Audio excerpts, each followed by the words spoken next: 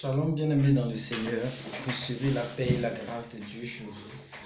Que la puissante main de notre Seigneur Jésus soit sur vous. Et en ce matin encore, nous allons partager un tout petit instant dans la présence du Seigneur, selon que sa grâce nous permet. Aujourd'hui, nous allons parler du troisième point que Jésus-Christ, notre Seigneur, aborde en ce qui concerne les corrections qu'il apporte à la loi.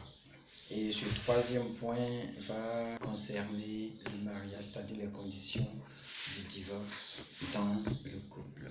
Après, bien entendu, avoir parlé de la colère et puis de l'adultère qui est occasionné par la convoitise des yeux, la convoitise de la chair, et donc il va arriver au troisième point, qui est celui que je viens d'évoquer tout à l'heure.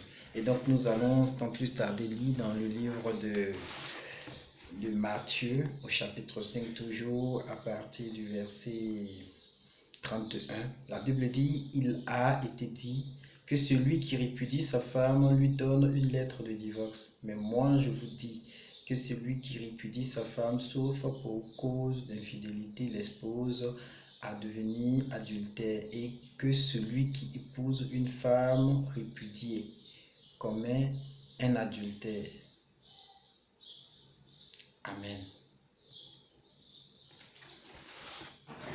Donc, voici ce que le Seigneur Jésus, notre Maître, évoque. Il dit que il vous a été dit, c'est-à-dire en d'autres termes, Moïse vous a dit que celui qui ne veut plus de sa femme, c'est-à-dire qui s'est marié à une femme et qui ne veut plus de la femme, écrit une lettre de divorce à ses parents, c'est-à-dire à ses beaux-parents, pour leur dire que voici votre fille que j'avais pour femme, je ne la veux plus et donc je la renvoie chez vous.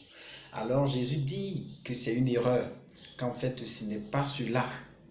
Et donc, il importe qu'il apporte une correction à cette manière de comprendre les choses-là. Aujourd'hui, partout où nous passons, les gens divorcent comme si ils se sont mariés sur un coup de tête, ou bien l'engagement de l'union est un engagement qui n'est pas à prendre au sérieux.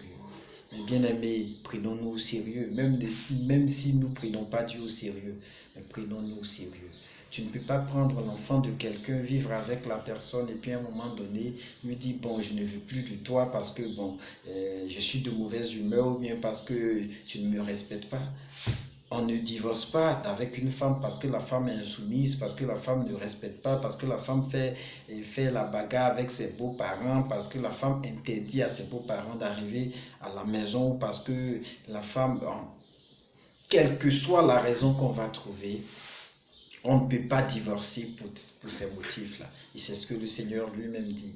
Si tu veux divorcer d'une femme, il faut que le motif y soit tangible. Il faut que le motif y soit raisonnable selon Dieu. Et le motif raisonnable selon Dieu, c'est qu'au moins ce soit pour un cas d'infidélité. C'est-à-dire que tu as les preuves qu'elle te trompe, tu l'as attrapé avec quelqu'un en train de te tromper, ou bien tu as les preuves qu'elle te trompe. Alors pour le cas d'infidélité, tu peux laisser cette dernière.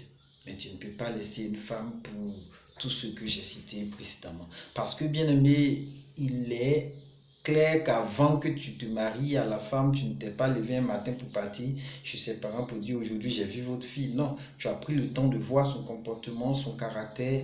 Vous avez pris le temps de prier. Et même quand vous n'avez pas pris le temps de prier, on vous a suivi un moment pour savoir ce qu'il y a à arranger dans le couple. Et puis aussi, dans le couple, il n'est pas dit que tout sera rose, rose, rose. C'est l'homme qui modèle la femme, c'est l'homme qui donne et qui fait la femme qu'il veut chez lui à la maison, par sa manière de diriger sa maison. Et donc, nous sommes des chrétiens. Ça aurait été dans un cadre païen que les choses seraient différentes, parce que le païen, il n'est pas obligé de doter sa femme, il n'est pas obligé d'avoir la tenue qui nous incombe. Le païen, c'est un païen, il vit selon le principe du monde. Mais nous, les chrétiens, frères en Christ, sœurs en Christ, ne va pas te marier et pour ensuite te défaire de ton mari et divorcer. Et puis une chose, la femme ne divorce pas, puisque c'est le mari qui marie. Donc c'est le monsieur, bon, même dans le monde qui peut divorcer. Mais dans l'église, le divorce n'est pas autorisé. Selon que le Seigneur lui-même dit, on ne peut pas divorcer. Tu ne peux pas divorcer de ta femme ou d'avec ta femme, c'est pas possible. À moins que ta femme t'ait trompé. Parce que quand tu vis avec une femme et que pour une raison banale, tu laisses cette femme, la Bible déclare que quelqu'un qui vient marier cette femme-là commet l'adultère. Bien que tu aies renvoyé la femme chez ses parents, quand quelqu'un vient la marier, la personne commet adultère. Et donc, pour ne pas que tu exposes ou tu inclus d'autres personnes dans un cercle vicieux, et il est important que tu prennes tes responsabilités. Toi, mon frère qui veut te marier, réfléchis avant d'aller te marier. Réfléchis avant d'aller te marier. Réfléchis avant d'aller te marier.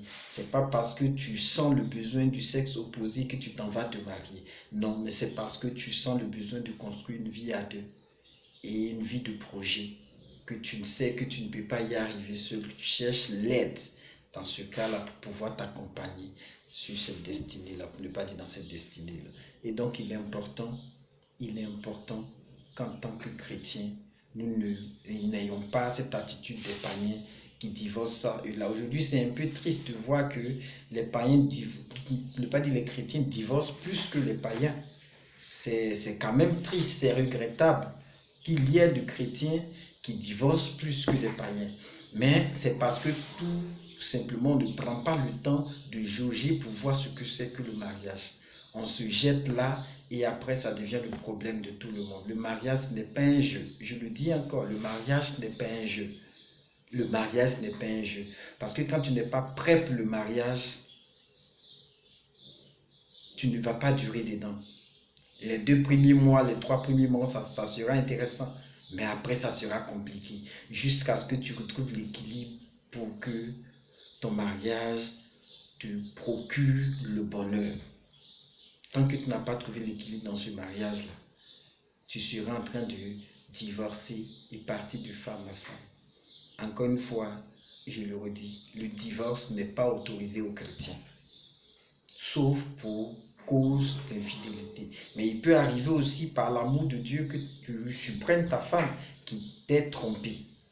Mais tu lui pardonnes, tu peux lui pardonner pour la garder. Tu peux le faire même à cause de l'amour que tu portes au couple, aux enfants et tout, tu peux la garder. Mais au moins, c'est cette raison-là seulement qui te donne le droit légitime de la laisser. Quitte à toi si tu veux la garder. Mais à part cela, autre chose que ça ne te permet pas de laisser ta femme.